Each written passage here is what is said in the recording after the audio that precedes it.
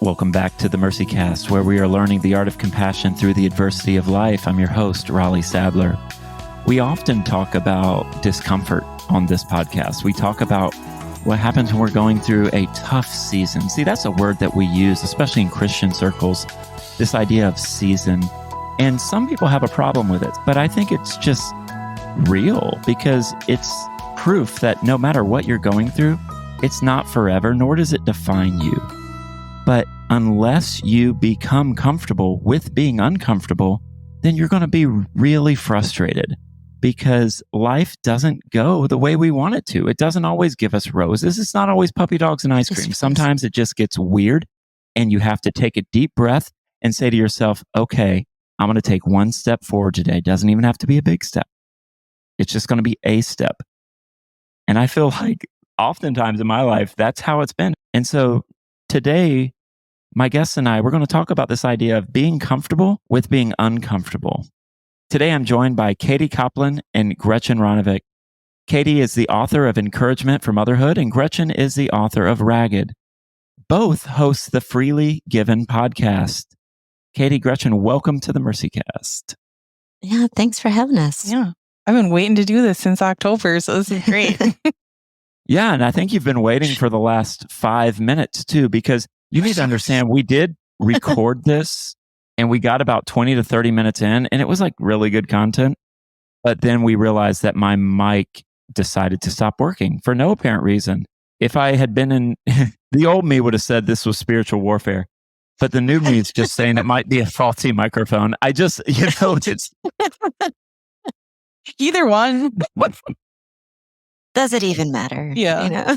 And maybe that's how the enemy attacks podcasters. He's like, they're not even going to be ready. They're going to pay all this money, but I'm going to put a little glitch in the system, a hitch in their giddy up, if you will, and it will mess up their show. It's just kind of like technology just skyrocketed and the devil's like, oh yes, I can do something with this. Obviously technology is of the devil. Have you noticed that sometimes anytime we're uncomfortable, it's very easy to immediately blame it on the devil? And Yeah. We're really good at that. It kind of shows us our God of the moment, right? It shows us our functional savior. Yeah, it's comfort. We want everything to be okay. Yup. Oh, and everything's not okay. It's obviously Satan. And so, yeah. I remember a professor in my seminary spoke on spiritual warfare and he went to a church and then the lights went out right as he was speaking. And someone from the back said, oh, it's the enemy. He doesn't want this sermon to come through. And he was like, it could be, but did you pay the light bill? You know?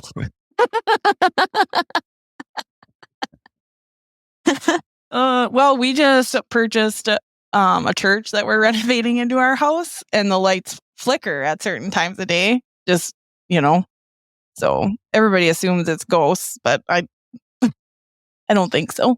And it used to do it like right about when the sermon would start. That's when they would start flickering every Sunday. Could you tell us what part of America you live in, Katie? Highly populated. No, I live in Western Minnesota. I'm like, your place is highly populated by like a lot of dead people. Like hit by headstones.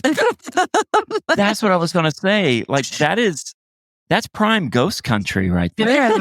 It is. And it's one of my favorite questions that I get, and my favorite ones to answer is there a cemetery? And I say, oh yeah.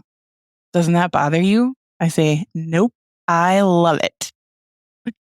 And I love it for lots of reasons. There's so much history back there, right? Every headstone has a story. Cemeteries are fascinating to walk through. They are, aren't they? Yeah. And I don't know that there's more of a place that holds hope and grief together in the same place as well as a cemetery does. Yeah, you were telling me you like to bring your cup of coffee outside in the morning and just go walk among the headstones and just get ready for the day. Let me tell you, okay, so I should give a little bit more context to this. The church closed in January. It had been going for I hope if I talk too much about this, please tell me to just shut my mouth because I could talk about this for hours. It was a Presbyterian church, right? Yeah, it was Presbyterian. A Presbyterian church served by Lutheran Brethren pastors. Yeah, so a lot of the people came to my church after it closed, actually. Yep. We got some of the people. Yep. Well, all 9. All 9 of them. Anyways, it was a very rural church in the middle of nowhere in Grant County, Minnesota. So if you want to look up Grant County, Minnesota, you can, and you'll see that there's nothing. But that's exactly where I want to live. And closed in January. It was a church my husband grew up in, and my in-laws were still attending it when they decided to disband the congregation and close. And we said, please don't burn that building down. We would like to buy it and turn it into our house. And they said, that's dumb. And I said, please. And they said, whatever. So here we are. Yeah. And actually it was, I don't know, I don't have the right word to describe it, but a man who was 101 years old, who that was his home congregation for his whole life, died last week. And he was buried last week. And I got to ring the bell 101 times. So that was pretty cool. You have a bell in your house? Oh, yeah. It's in my bedroom right now. Oh, my word. So yeah, that's pretty cool. So let's just backtrack a little bit. So this 101-year-old senior saint was buried in your backyard. Yep. I like it. Mm-hmm. Because where I come from, if you bury people in your backyard, you get in trouble with the police. But yeah, no, where this is you legal. live, It's legal. This is legal. And actually, it's so cool because it's one of my best friend's husband's grandpa. So that reveals how small town we are. I was going to say that was a very small town phrase. Uh-huh. Right and there. Here, you want to get even more small town. The people who bought our house in town. Did your house sell? Yeah. This is new news for me. The people who bought our house in the town we lived in, the thriving town of 1,200 people, the wife of the couple is a granddaughter to a 96-year-old who also attended the church that we bought. Did you track? Did that make sense? Those words that came out of my mouth. Anyways, there's all relations in it all. So, but anyways, I bring up the cemetery not because I like to talk about church renovations, but because even in the closing of that church, which was so sad, even as the person who got to purchase it, it's a place that holds uncomfortable things with hope.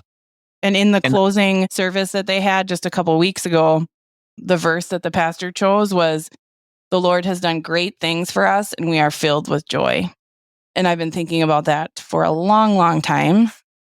Just how even in the death of something, we can look and say, the Lord has done great things.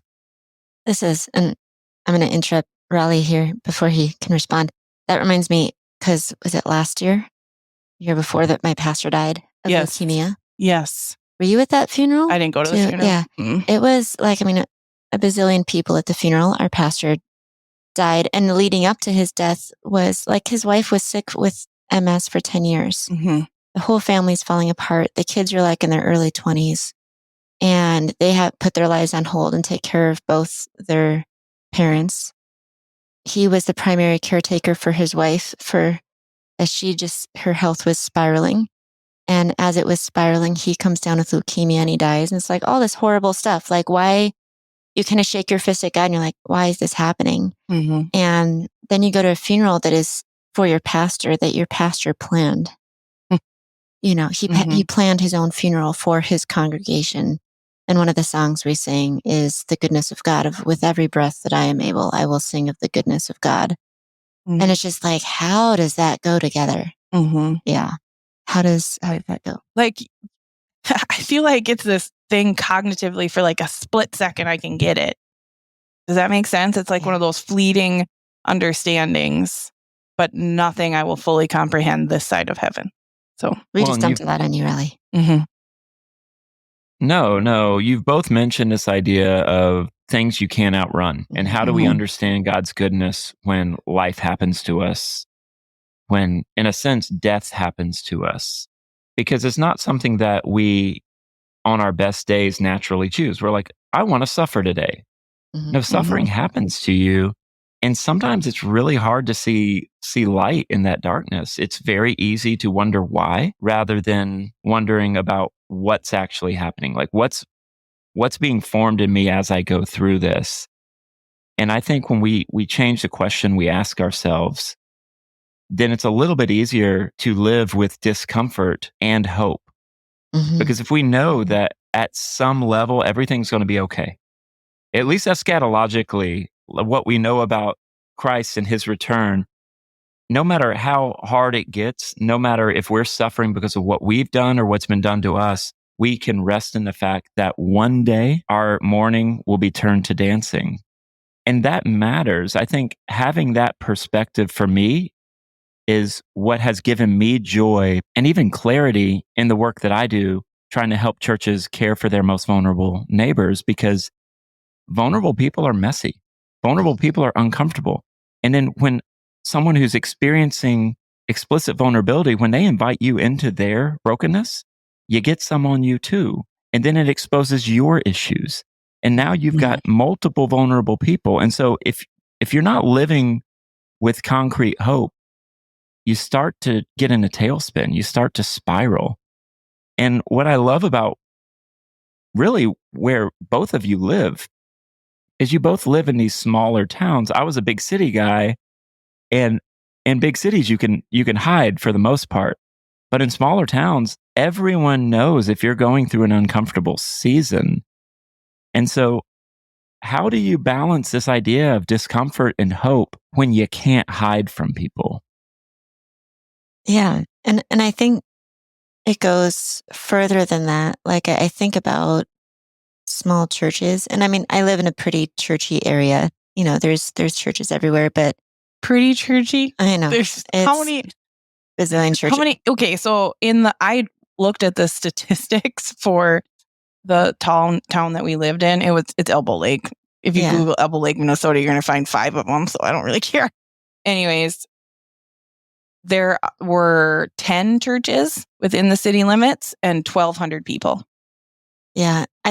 Rumor has it Fergus Falls, which is the town near us, was at I mean, it's much bigger. It's like 13,000 people. But Yeah. But there's more churches too. the rumor was, and I don't know if it's an urban legend or whatnot, if you can call it urban, was that they were in the Guinness Book of World Records for most churches per capita. I And believe it. Yeah, no, there's just a church on every corner. But we've talked about this with rural churches before, where when you get in, like in the city, you can get into an argument with your church or argument with people, and you're just like, I'm just going to go somewhere else. Mm-hmm. But when you're in a rural congregation, you're kind of stuck with these people, Mm-hmm. and you're going to have to like learn how to forgive them or how to work through stuff, or just like go through the hard stuff together, have the hard conversations. Or sometimes that manifests itself in unhealthy ways where you just don't talk about it ever. I was going to say, I And think everyone- that happens more often. Yeah. So, passive aggressive Midwest is that. And it's interesting. I have to examples me. of that too, where Yeah. decades go by and we're just not going to talk about this. Yeah. It's Yeah. interesting to me that you say people can't hide in small towns. And there is something to that. Like one of my favorite songs is that Miranda Lambert song. And she talks about everybody dies famous in a small town. They know if you've been to church or not and who your great uncle slept with and everything else. But people are very good at hiding some pieces of themselves. That's right. I think it's human nature to want to perform Mm-hmm. and put your best foot forward. And maybe, like I've had a lot of these conversations lately about seeing people and being seen in a small town. And I think there's a lot of diagnosable mental health stuff that comes up when we're so like, when we're trying to perform. Yeah. Right. And there's no, I don't know. So we had talked before about joy and happiness, because I think happiness is more of that performance, that everything is all okay. Mm-hmm. But joy is something that can happen in the really hard things. Like I don't think it doesn't have to be circumstance based. Mm-hmm. Yeah. Joy you is can- something we're given. Happiness is something we're always trying to achieve.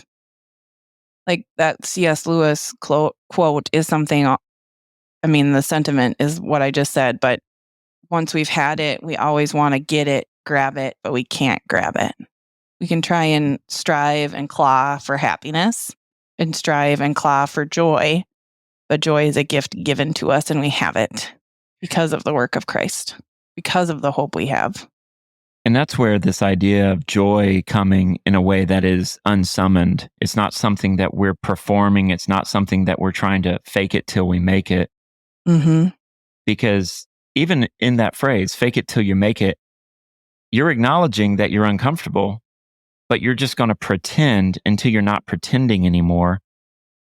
And I don't know if that's the way we should approach life. I think when we can reach into that authentic part of ourselves and say, okay, I'm just going to be who I am. I'm not going to perform. I'm not going to be fake. I may not tell everyone everything. There might be some sacred areas of my life that I only allow the people who've earned it to enter into. But I think for me, how can we become aware of the times that we are performing? It could be we're trying to please people. It could be we're running away from something. But how can we become aware of our discomfort and our performancism? Yeah, I think part of that is learning to be authentic with who you are. I think that struggle between living with ourselves as sinner saints, I think we're just trying to make sure that, we think we have to be manufacturing the fruit of the Spirit for God. I think it has this theological underpinning where we're wanting to show the fruit all the time. And so you're trying to manufacture the fruit. And it sometimes gets caught up in our spiritual identity, where if we're going to be good Christians, or if we're going to do this, then we're going to have these correct, quote unquote, emotions, or we're going to have this correct performance. And really, true joy is being known and being loved, even in the really hard times. And I think we're so afraid of the hard things and the ugly things about ourselves. I have a tendency to perform even when it's like not just regular everyday life too. And especially I think it's something that changes, and we recognize it more the older we get because we know who we are more. And we're like, it's as simple as, if I find a pair of pants I like, I buy 3 pairs because I know what I like at this point in my life. When I was 18. Well, and we had this family visit us from Canada last night. They happened to be going through a road trip through town. And the thing to do on the farm is to climb up the grain leg. It's like really high in the air in top of the grain bins, and people maybe don't know what a grain leg is. I didn't used to before I moved out on the farm, but all the grain bins, what people call silos, but they're actually bins. Silos are for silage. Yes, that's what I try to tell people. Silos are for silage, grain bins are for, but that's what city people see in their head. They're big, they're big silver metal, usually. Huge bins. So climbing to the top of them is just like a terrifying, fun endeavor that people like to do when they come over. And the kids wanted to do it. And the rule is, you have to go up with a grown up. You can't just like climb the thing by yourself. And so they're like, oh, okay. And I'm like, well, I'll walk out to the bins with you, but I'm not climbing up. And they're all like, oh, come on, Gretchen, come with us. And I'm like, I don't want to. I am like 42 years old and I don't have to do what I want to do. Yeah, I'm not climbing all those stairs. That's not going to happen. Yeah. And the other adults went like halfway up and they're like, yeah, I don't think I like this anymore. I think I'm going to go back down. And then it was Knut and all the kids up there. Yeah, I think performance, there's one story, and I can't remember if I wrote about it in the Encouragement for Motherhood book. I don't think I did. I don't know. But I remember looking back on my past week, and there were 3 different play dates that included lunch that I had because when my kids were little, all I wanted to do was get out of the house. So I scheduled lots of lunch play dates. And depending on who I was going with would determine like what I was packing for lunch. So this is one of those everyday performanceism things I did. Like if I was going with my friend, Gracia, who really doesn't care what I eat for lunch, but she's a dietitian, I wouldn't get the kids McDonald's. I would pack like all vegetables and organic, healthy. healthy meal, right? But if I was going with my other friend, then yeah, we're at McDonald's because my life is crazy and I don't have time for that. So there's different types of I can't say that word right now. And yeah, it manifests in my life in really weird ways, like that lunch packing. But it impacts us in huge ways when we do that.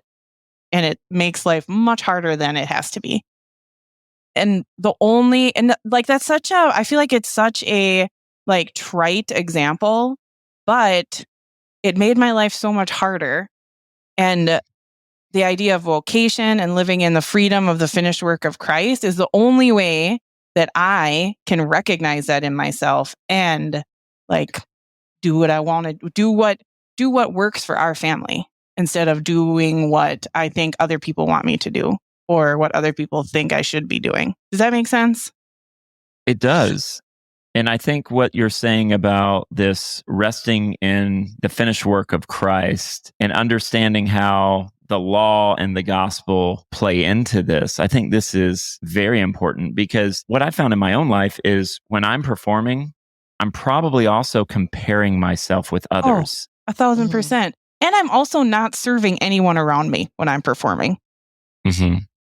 My kids are like, whiplash, what are we eating today?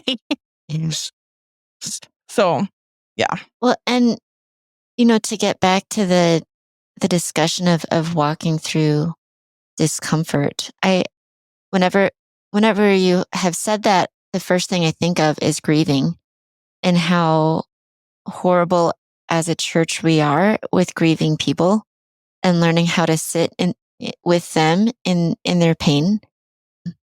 There's some friends of ours, we homeschooled in the same homeschool group. This is actually the mom who helped me, kind of trained me in and gave me a lot of classical resources. And she had 6 kids, a little older than mine, and became, kind of a mentor. But I mean, she wasn't that much older than me. And her oldest son was David, and my oldest son was David. And for cute. I know. And so her son, both of our Davids were super into chess, and they were alike an awful lot. And her son graduated, went to college, and his freshman year of college was riding his bike. He and his girlfriend were riding their bike to movie theater for a date, and he got hit by a car and died.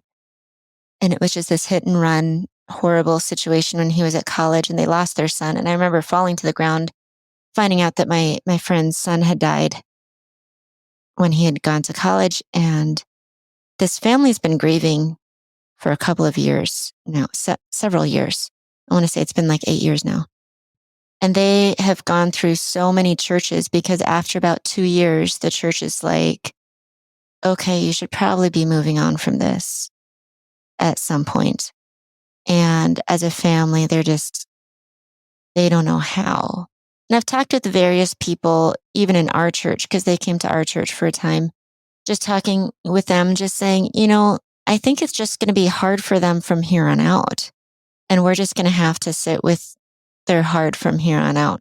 And other people would be like, I know, but eventually you have to start living your life again. And it's like, well, they are. They have 5 other kids. They're going to their activities, but every single move they make right now is being done in pain. Mm-hmm. And that is just the reality of it. And I think as a church, we struggle with people living in pain that just does not go away. That's right. Yeah. And when our pain doesn't go away, it's very easy for those around us to be like, they just need to move on. Yeah. It's like we all think that there's a time schedule on this stuff, and there's not. Like pain, it just sits on you. And being comfortable with that and moving forward in the mess, it's hard, but I feel like it's necessary. Yeah. And so how do we change the expectations of others, or do we try to help others see that, or do we just live by example? What are your thoughts? Yeah. I think we ask ourselves, why do we want them to move on? Right? Is it because we're concerned for them and their well-being, or is it because we are getting really tired of their grief? like tired, not like, oh, I'm just done with that, but it's exhausting. Yeah, I was listening to a podcast the other day that got me a little worked up. It wasn't a Christian one. It was like Mel Robbins or something, and she was saying if someone in your life is pouting about something, I have a 6-month rule. They're allowed to pout for 6 months, and after that, I just can't have that negativity in my life. And at that point, they're either going to make the changes to change their life or they're not. And here's I was listening to that as someone who dealt with chronic pain for 10 years. And I'm like, okay, but what if you can't change your situation? That's assuming that you can automatically, it's within everyone's power to change the situation they're in.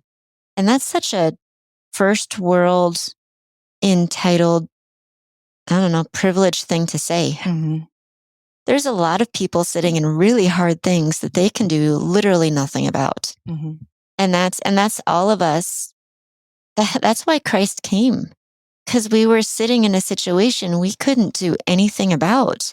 And we need someone from outside of us to come and rescue us. Now, at the same time, I know there's people in my life who have really heavy stuff going on, and I am there for them. And then I need to take my breaks to make sure that I'm okay. And then I go back, and then I need to take, so it's not, I think it's easy to think, okay, it's good to sit with someone in their pain, but at the same time, you are not the savior. Yeah. I was just you going to can't say fix the situation. secondary PTSD is a thing. Yeah. So, yeah. or vicarious trauma, whatever you want to call it. So some of it comes down to, are you putting yourself in the position of a savior? And is that why you want them to move on so bad that you've been there for them and you feel like I've done everything to help them, to fix them. Yeah. And they're not fixing themselves. But just having compassion for their situation. I think that compassion can be something that you go to, and not pity, but compassion, that there's not always something to be done. It's just plain hard. Mm-hmm. Well, and assuming that someone should be able to get over something within a specified amount of time, like you get 6 months to process this, and then you need to snap to, that exposes that person's underlying assumption that life isn't really as bad as that other person may feel. And I think we have to really question that, because life can be tragic and everyone responds to things entirely differently. We're all going to respond to things differently because of our own past trauma, of our family of origin issues. And just because you respond to something one way doesn't mean that everyone will do that. And maybe, just maybe, the assumption that thing that's frustrating me needs to go away, maybe that is showing you that you haven't done the deep work of facing your own pain, that you want to run away from pain. And everyone has their own stuff. And so I guess, I don't know, I say that to say, I think sometimes we assume that everyone's going to be where we are and that they should get over things quickly. And then at other times, we may be avoiding sitting with it in them because at some level deep within, we know that it's going to show us unpleasant things about ourselves. I know I've done both of those. Mm-hmm. I think it comes down to a theology of glory as opposed to theology of the cross, which is something we've been talking about a little bit. Katie and I, a little bit. We talk about it a lot. But the idea of a theology of glory is just if I just do this, this, this, and this, my life should be fine. Mm-hmm. We kind of take God's law and turn it into kind of a prosperity gospel of I just have to do this. The theology of the cross is kind of when God strips away all of the crutches and all of the idols of our hearts, of all the things that we grasp onto, even if it's our good works or doing everything right, and showing that all of it is tainted by this sin and we actually do need a savior. That process involves suffering. every single time. And I am not a fan. Not a fan of suffering. I'm not a fan of the whole process, and I fight it, and it's against my will. Yeah, I think of this is probably hopefully not like a TMI thing, but I think about there's this point in birth where you're going through a lot of pain, and you go through waves of pain and waves of pain. And then at the very end, there's this part of birth called transition, where you realize the only way that this is going to be over is if you lean into the pain and push through it. And it's just mentally really horrible. Or you just, when you walk in, say, "Can I get an epidural?" I know. Sorry. Either one. This is a very good illustration, Gretchen. Keep going. Katie's like, all the drugs. All the drugs. So it's a really horrible thing where you're just like, okay, there's really no way around this. This is just going to hurt. I find that there's a lot of spiritual metaphors to that, of just kind of like, sometimes it's like, okay, this is actually going to be a hard walk, and this is the only way out of this. Recognition of this is hard does way more for us than I think we give it credit. Does that make sense? I think a lot of times we want to say, I don't want to even admit this is hard because that shows a weakness in me. Mm-hmm. So just saying, yeah, this is hard. But I think that's key to how we can become comfortable with being uncomfortable, because I don't know if you're anything like me, but when you're going through it and someone says, "Man, this sucks. I'm sorry. Yeah. This is not the way it should be." And they don't offer advice. They don't offer that theology of glory. Here's a 5-step plan to living your most outlandish life right now and to being happy. This is how to suffer well. Yeah. Yeah. You need to steward your suffering right now. Like, I get why people talk about that stuff, right? I understand it. But man, when I'm in blinding pain, that's not the time to approach me and try to get me to walk the steps. It's the people that sit there with me and say, "It's not okay." And they offer nothing. They just sit there. I think those people in that moment are modeling the fact that they are comfortable with being uncomfortable. At least in that moment, they're saying, "I've been here. It sucks. It hurts. But you know what? I'm going to be here with you through this." Yeah. And I just read a book where there was a scene in it where it was between a pastor and this is a fiction book, right? A pastor and a parishioner. And the pastor's family had just all died in a fire. Sounds like a horrible book. It sounds like Not a Katie fan. book, right? It's called The Saints of Whistle Grove. So it's about a church that just closed. And it goes through a lot of the headstones in the cemetery. Can you see why I enjoyed this book? All right. Okay. Anyways, it was such a good illustration of what you're talking about here.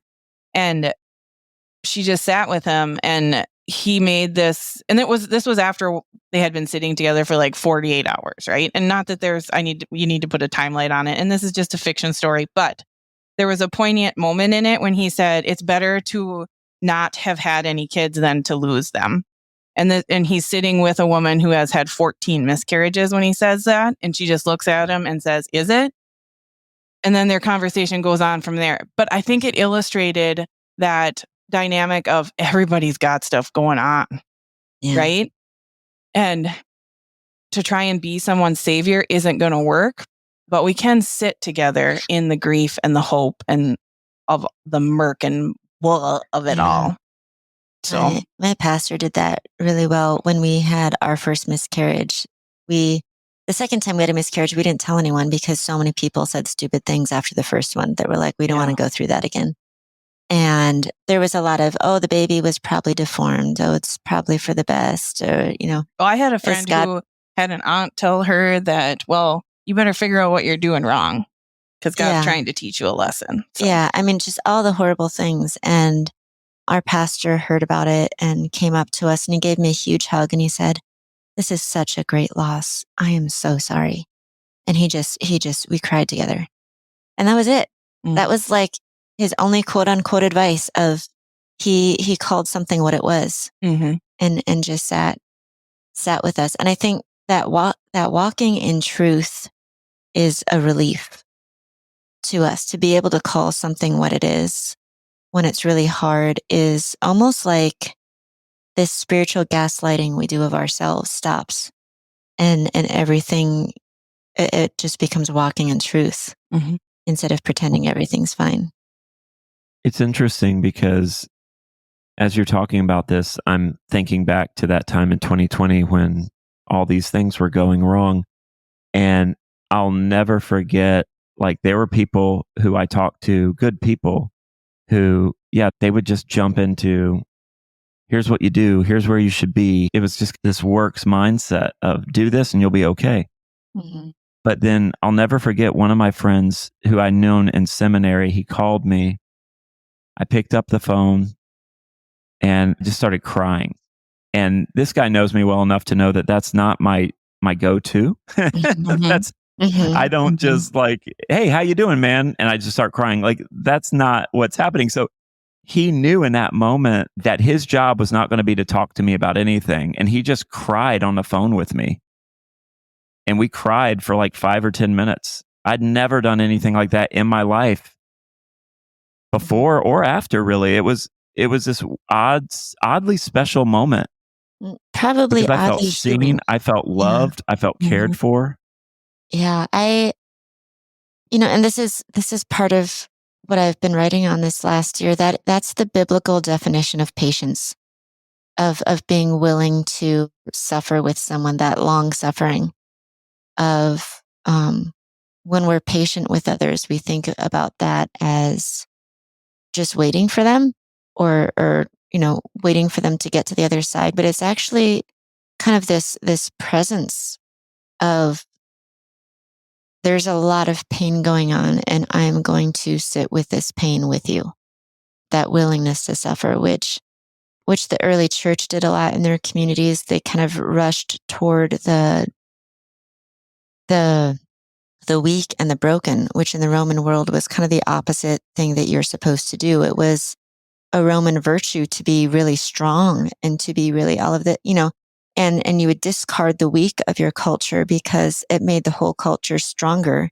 If you would just discard the weak, it was kind of like a culture built around the survival of the fittest, and the Christians ran toward the weak and the hard things and the abandoned, and they weren't able to fix all the problems, but they were with the problems, and the culture saw that as, why are you helping those who should be dying, sort of thing. And so that willingness to suffer is an interesting paradigm mindset of what we have is we call things what they are, and we don't turn away from what is true, and that presence. Yeah. I think what's been interesting about this conversation is we started by talking about being comfortable with our own discomfort. And as we finish this conversation, we're talking about how to be comfortable with the discomfort of others, what they're going through, and how that's actually what patience is. And I think the secret sauce here is that your discomfort is going to be a great equalizer, because we are all uncomfortable, whether we show it or not. We're all in a sin-soaked world. We're dealing with things that are not what they should be. But there is hope, because Christ became vulnerable to save those who are most vulnerable. He became like us in every way. He lived the perfect life, and he died a death which was also perfect, and rose for our vindication. I think when we put our faith and trust in that, and that frees us from asking, why is this happening? And so my last question for both of you is, for our own sakes and for the sakes of others, how can we grow to be more comfortable with just the discomfort of life? That's a good question. Grow in the grace and knowledge of Christ for you, I would say, is the only way. Because I also think there is a dynamic in some Christian circles that you should seek out suffering for yourself.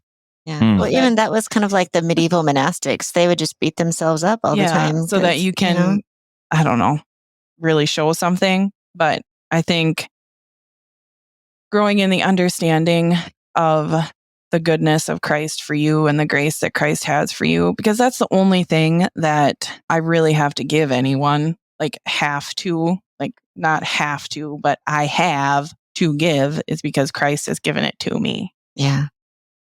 Yeah, I agree with all of that. One thing that I've been going back towards a lot is learning to tell the difference between truth and lies. I think because we Christians like to gaslight ourselves and gaslight others into It's thinking called that cognitive behavioral is that what it therapy. is? So you should go to therapy. I should probably go to therapy.